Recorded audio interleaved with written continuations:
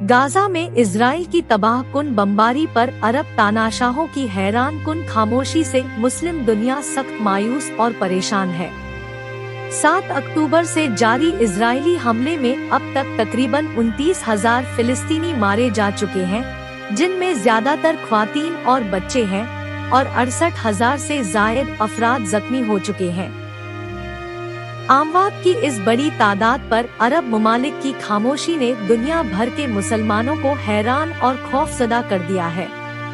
खास तौर पर जेद्दा में आयोजित ओआईसी अरब लीग की बैठक में सऊदी अरब, यूएई, जॉर्डन, मिस्र और बहरीन सहित कई अग्रणी अरब देशों ने क्षेत्र के राजाओं और तानाशाहों के पाखंड को उजागर करते हुए इजराइल के साथ संबंध तोड़ने के प्रस्ताव का स्पष्ट रूप से विरोध किया।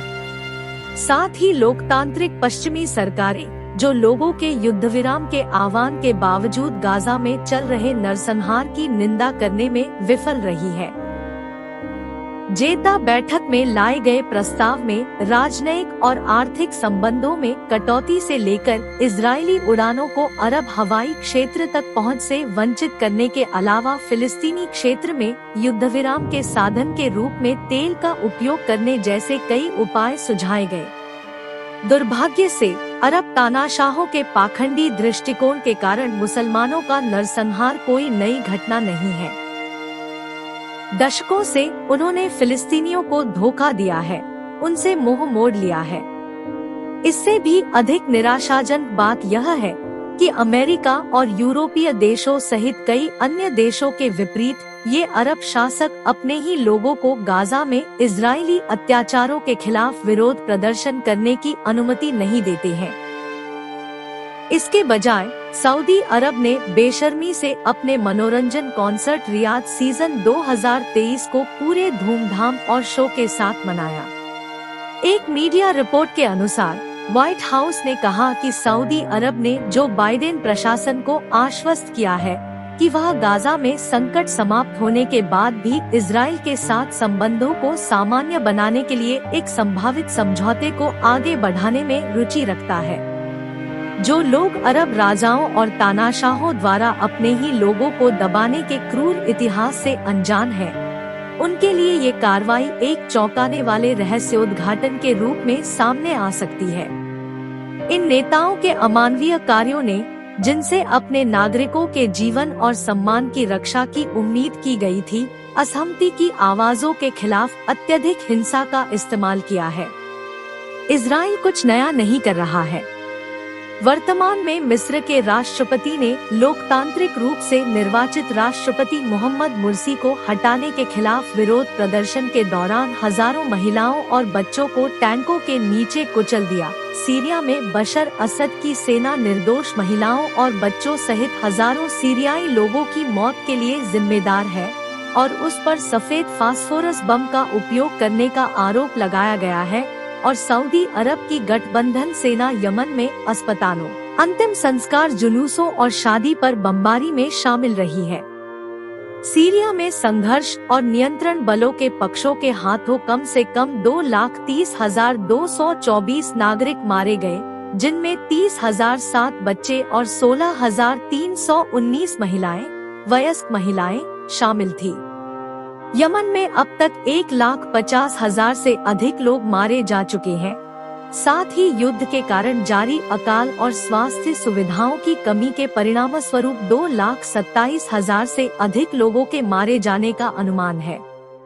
अरब शासकों ने नागरिकों की हत्या को सामान्य बना दिया है और असहमति की हत्या को असंवेदनशील बना दिया है। सीरिया और यमन जैसे संघर्षों में मरने वालों की संख्या विनाशकारी है। महिलाओं और बच्चों सहित अनगिनत नागरिक संघर्षों का शिकार बन रहे हैं।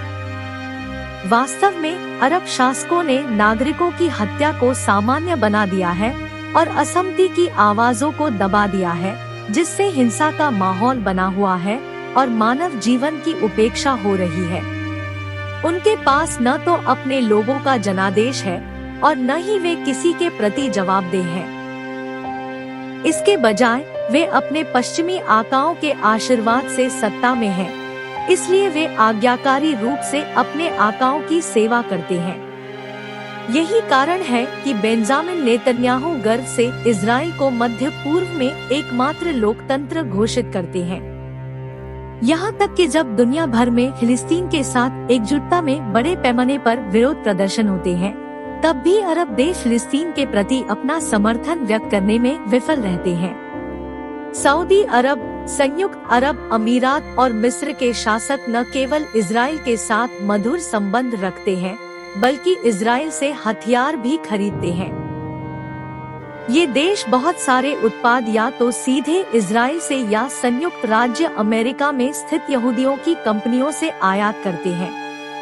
इन देशों में इजराइल का बहिष्कार करने के आह्वान केवल भावनात्मक नारे रहे हैं, जो सत्तारूढ़ वर्ग और ज़ायोनी स्वामित्व वाली कंपनियों के बीच संबंधों के कारण टिकने में विफल रहे हैं। इससे भी महत्वपूर्ण बात यह है कि इन अरब राजाओं और तानाशाहों ने यूरोप और अमेरिका में खरबों डॉलर का निवेश किया है।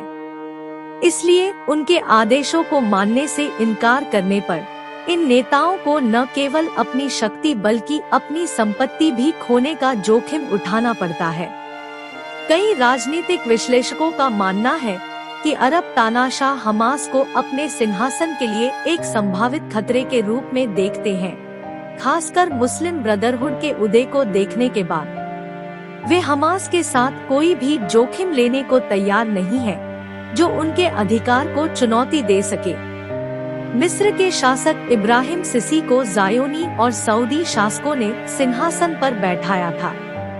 यूएई पहले ही हजारों यहूदियों को नागरिकता दे चुका है। अबू धाबी को इजराइल की दूसरी राजधानी के रूप में भी जाना जाता है। MBS अपनी महत्वाकांक्षी परियोजना विजन 2030 और सपनों के शहर नियोम के साथ कोई भी जोखिम नहीं उठा सकता जो इसकी सफलता में बाधा बन सकता है। अरब दुनिया, विशेषकर GCC देशों का भाग्य तब तक नहीं बदलेगा जब तक चुनी हुई सरकारें लोगों की चिंताओं और आकांक्षाओं को प्राथमिकता नहीं देती। जब तक कठपुतली शासक सत्ता में रहेंगे, साम्राज्यवादियों का छद्म शासन जारी रहेगा, जिसके परिणामस्वरूप अंततः एक के बाद एक अरब देशों का विनाश होता रहेगा।